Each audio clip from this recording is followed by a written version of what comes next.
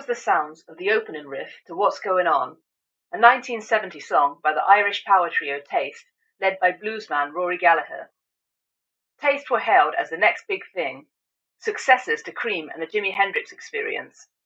Yet less than 1 year later, the band split up, victims of managerial disputes and financial disagreements, which caused increasing tensions amongst the three members. The split deeply affected Gallagher. According to his brother and manager Donal, Taste's breakup caused a huge depression in him, leaving him emotionally scarred.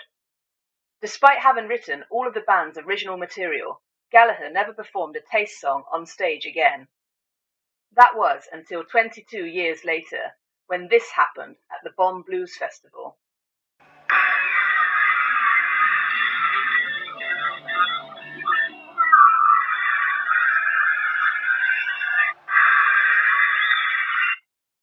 After Bullfrog Blues, Gallagher's third encore, the guitarist asked the audience what they'd like to hear. Cries for Taste abound. Gallagher allows the cries to continue for a while before breaking into the iconic opening riff. The crowd falls silent. He teases them, stopping after just 3 seconds. They cheer and clap uncontrollably. He pauses again before changing course and playing Shin Kicker, a 1978 solo hit instead. But what prompted this breaking of the silence after so long? Well, after more than 2 decades of fighting legal battles, Gallagher had finally won back control of his music. Up until that point, he had never received any money from his time in Taste. He was interviewed by Good Times magazine just before the Bonn concert and told journalist Uli Twelker that it might be fun one night to do a Taste number just for old time's sake. He added that he had spent 20 years in agony over the band and wanted to finally break the silence. However, the teasing stop-starting of the opening riff he played suggests that he couldn't fully let himself break that silence. Donal Gallagher agrees, noting that you could tell he was itching to play the whole song and the audience was dying to hear it, but he wouldn't. He puts it down to the fact that Gallagher still felt like he'd lost ownership of the music.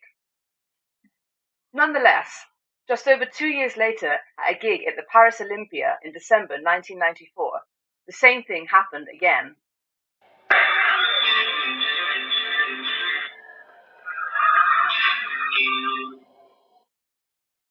After Bullfrog Blues, Gallagher again asks the crowd what they want to hear. He then plays a few random notes to warm up before breaking into the opening riff of What's Going On. This time is even more teasing. Just a tiny segment. He stops, he smiles, then he plays it again. He stops, and this time shakes his head and bursts into a cover of Sonny Boy Williamson's When My Baby She Left Me instead. The association between silence and What's Going On operates on so many levels.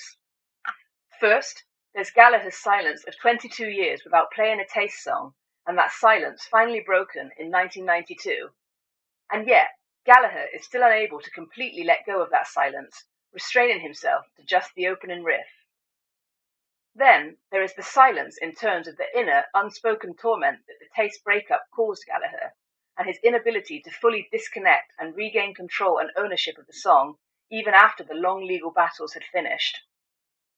And finally, there is silence on a musical level, used first to build a rapport with the crowd and elicit what they want to hear, then to tease them as Gallagher seemingly gives them what they want, before stopping after just a few notes to gauge their reaction, restarting and then stopping again and playing something completely different.